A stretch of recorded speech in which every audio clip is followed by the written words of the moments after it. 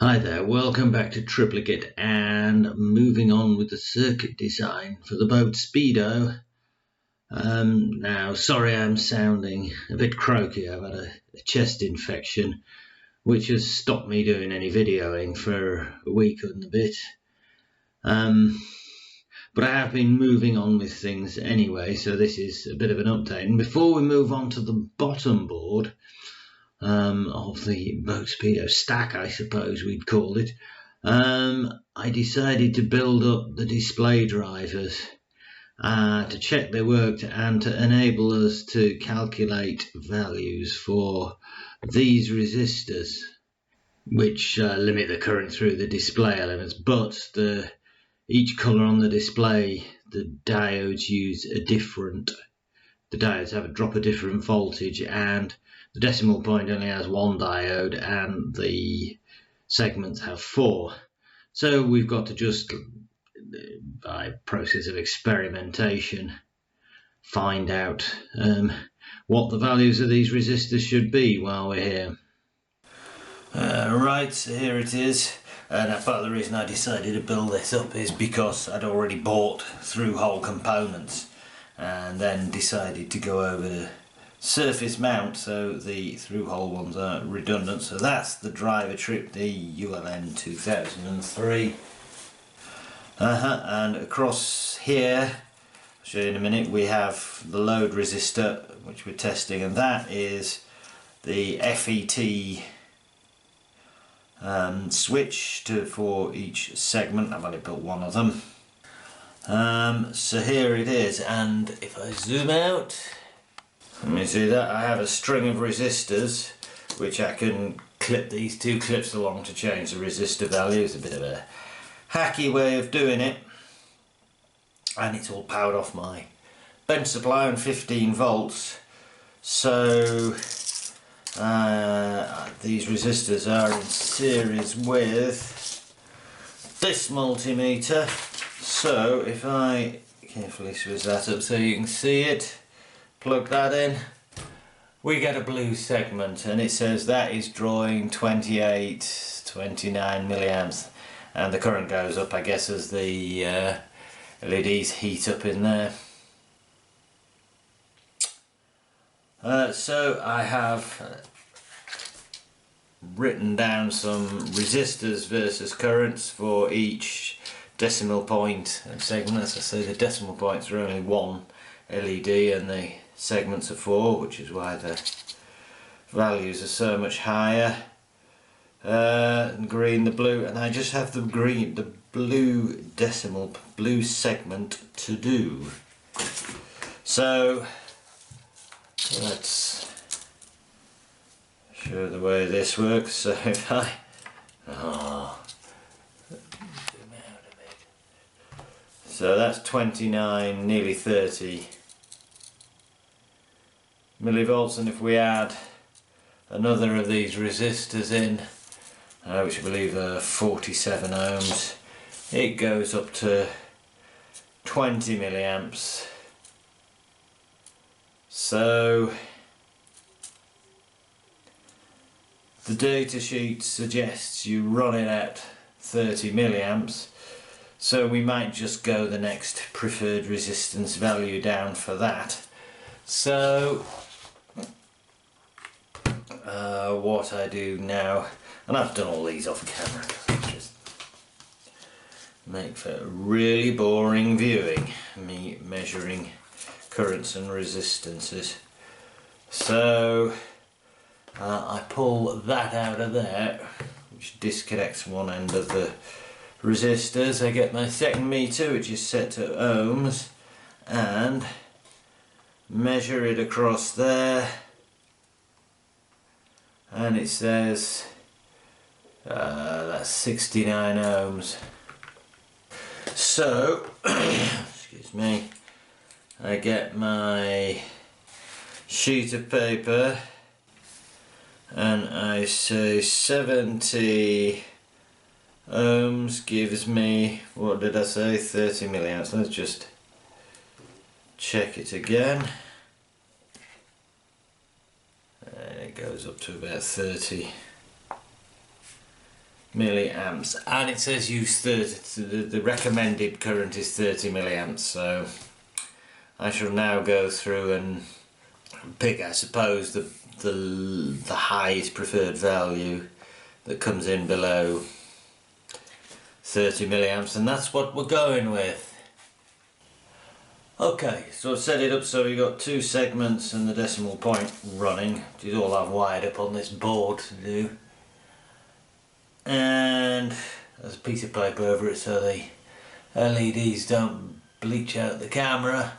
And we've got 92 milliamps coming out of here, and it is powered off the power supply currently on 15 volts. Now we're going to use this guy which puts out 15 volts. From anything to 3 volts to 13 volts input. So shall we fire this, plug this guy in here, we've already got this little connector for it, and see how it does. Okay, plugged in. Power coming into the input of this, the output of this is already wired correctly on the board. Turn the power supply down to 0 volts, so let's turn the voltage up and see what happens.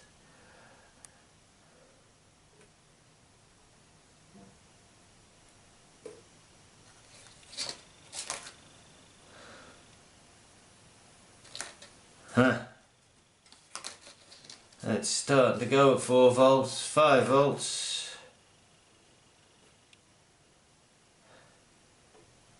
So that's drawing 300 milliamps at 5 volts, which is fine. 3 times the current, a third the voltage, 3 times the current.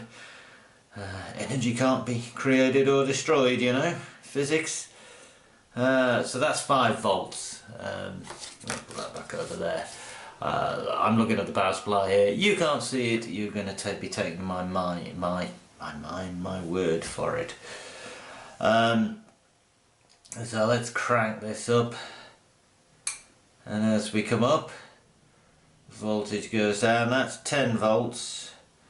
So it's about 91.5 times 90. That's fair enough. 11, 12 volts.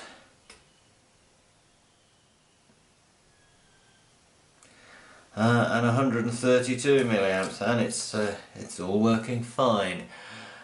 Which brings us to what actual voltage are we going to be putting into this? Which brings us to the power supply. So we have the displays, which need about 15 volts really to drive them, because they're 4 blue LEDs in series, which is 12 volts, and then you've got switching circuits. So you do need about 15 volts. Well, we've sorted that. We've got this little guy, and this little guy runs between 5 volts, and I only took it up to 12, but I think it will run up to 13. And then we've got the Nucleo, which has a built-in regulator, and will run between 7 volts and 12 volts. And then we have the boat, which I'm going to run it off the engine, the ignition, what you call the ignition switch in a car, but the engine switch, so it turns on when you're running the engine. So it'll run off the engine start battery, which while you're cranking the engine over drops to 10 volts or so, and once the alternator's charged the battery up again, it goes up to 14 volts. So I started out going to run one of these regulators and take the input and transform it down to, regulate it down to 5 volts, because the Nucleo, you don't have to use the built-in regulator, it will run on 5 volts. I mean, it normally runs on 5 volts from the incoming USB, and then this guy can put the 5 volts back up to 15 volts, or up to 15 volts, but as you see, we're running 3 times the current, So all this is rated at an amp. Say we're saying 8.8 on here, that's 6, 12, 13 by 30 milliamps. 13 times 30 milliamps is 390 milliamps here. Triple that, yes you are getting about an amp, but we're getting pretty close to overloading that regulator. So I thought, that's a bit silly, going down to 5 volts to go back up to 15 from when you're starting at 14. So then I came up with this guy. Is basically just use a bunch of diodes to drop it a few volts, so whatever the input goes up to, it doesn't get over 12 volts here.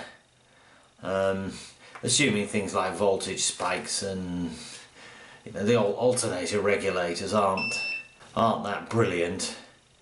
So I need to clamp it here, and I was thinking, that Zener, how much power is that Zener going to use?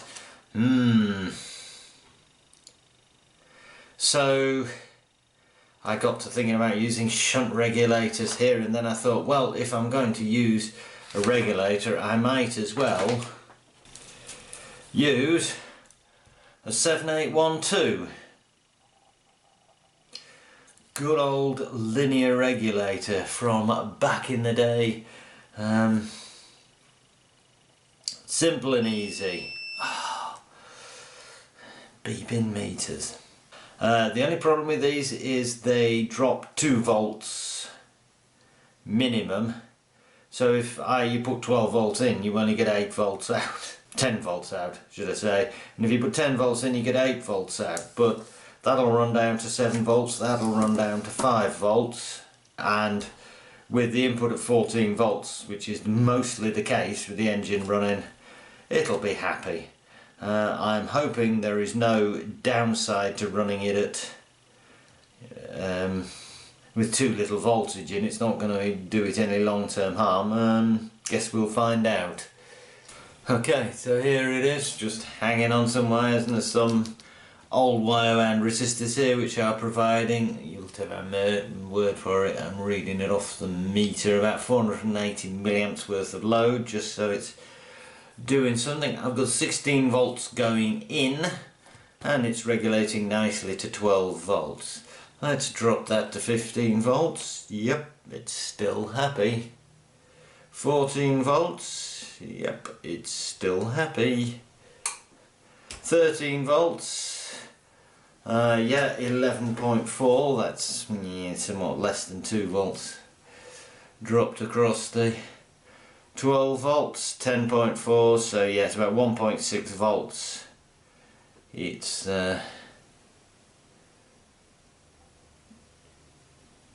dropping when it's not regulated, when it's not getting up to 12 volts. 11 volts, 10 volts, 9 volts, and the worst case, if the nuclear, the STM32, doesn't have enough voltage, it'll just reset. When you're starting the engine and the voltage goes really down, if the engine's very cold, and it takes a lot of starting. So right, I think that's good, we're going to go with that. And as a final, let's see what it does. Let's connect it up to this and see what we get. Okay, so here is our regulator powering our board. Our display is happy. I've got 9 volts going in, which I'm happy at, which gives me 7.4 coming out. That's the voltage coming out of the regulator. So the voltage going in, you're going to have to take my word for it. So that's 10, and the current, the current drops off as you go up the voltage. 11, 12, 13, 14.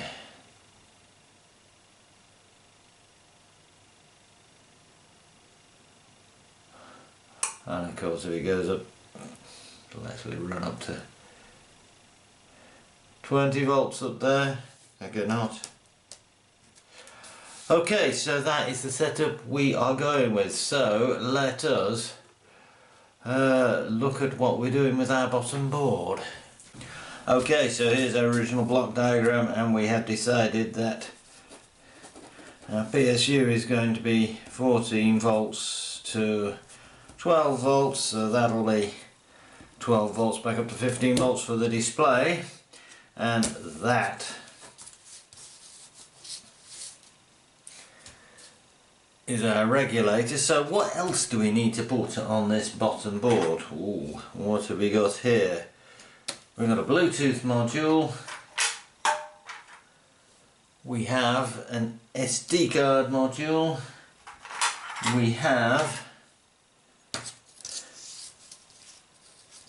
a GPS module, and we have a debug module, but that is just going to be a connector, and that's just going to plug in the side for debugging, and once the thing's going to be taken off when the thing's put back together and put into service.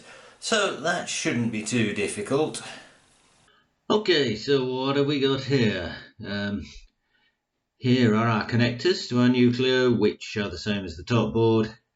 Here is our little regulator with a couple of capacitors, just for the look of it, and there's a polyfuse, a resettable fuse on the input, and a transient suppressor, just in case anything too nasty comes in off the boat supply.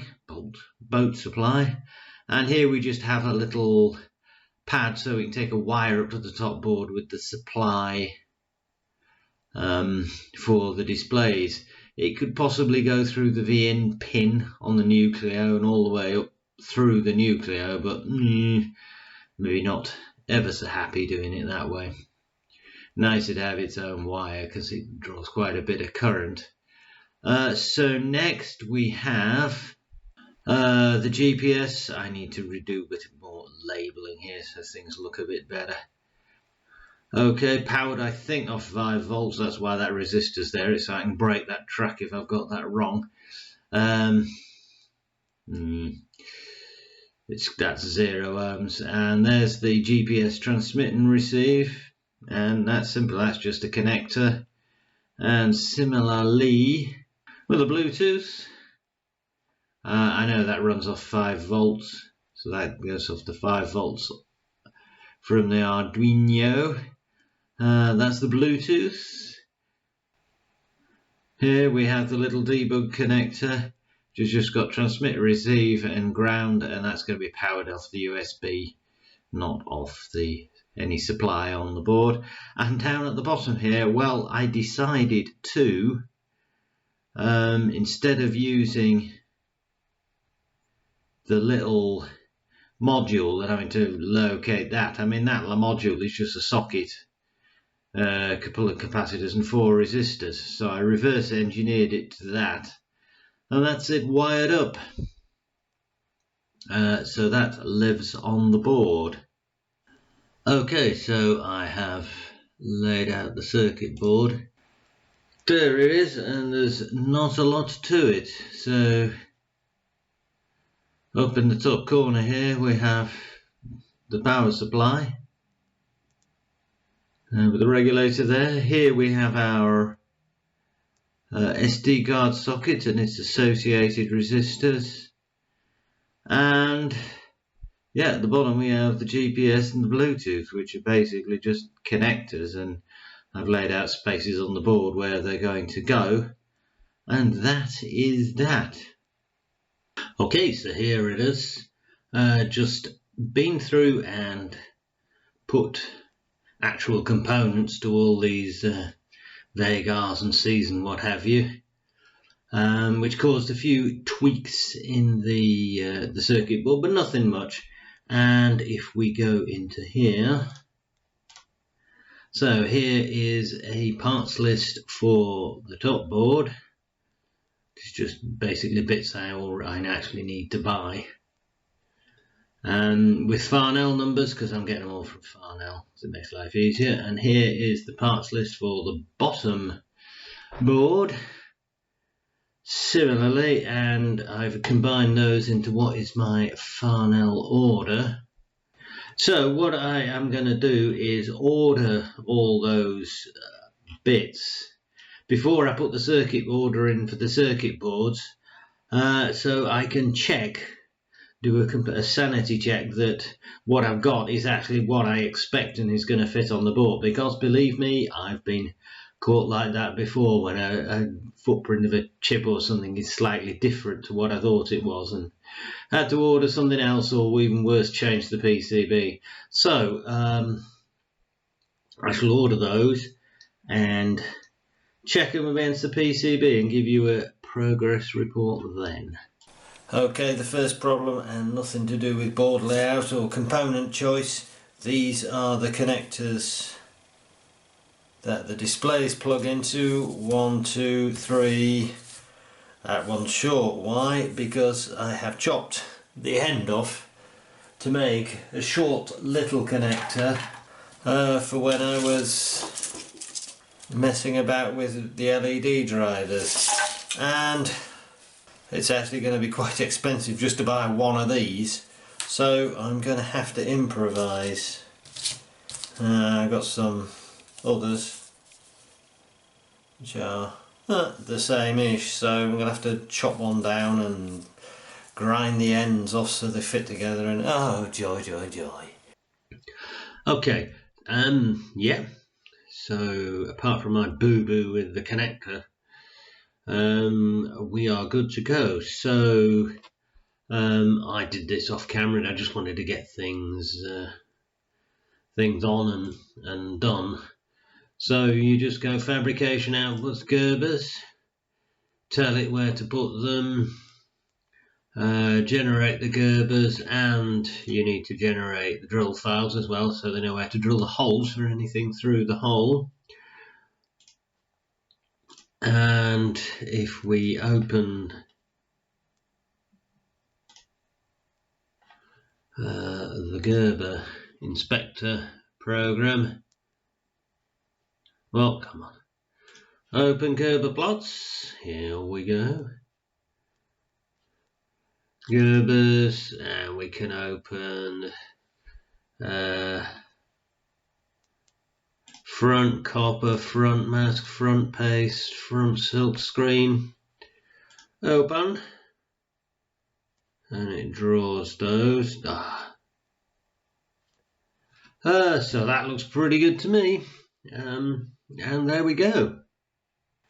So just order the two boards and zip all those Gerbers together, send them off to these people, PCB away, and just looking in there, yes, they are 17% through doing them. I don't know what that means, but off they go, and order amount $16.87, which works about £13.40 something for two boards, because they only charge one lot of postage, which is ridiculous cheap in itself. Just crazy, just absolutely crazy. So there we go. I think I am going to call it for this video, and we will reconvene when I have some PCBs to hopefully solder some components on. So until then, or until the next video anyway, it's a goodbye from Triplicate.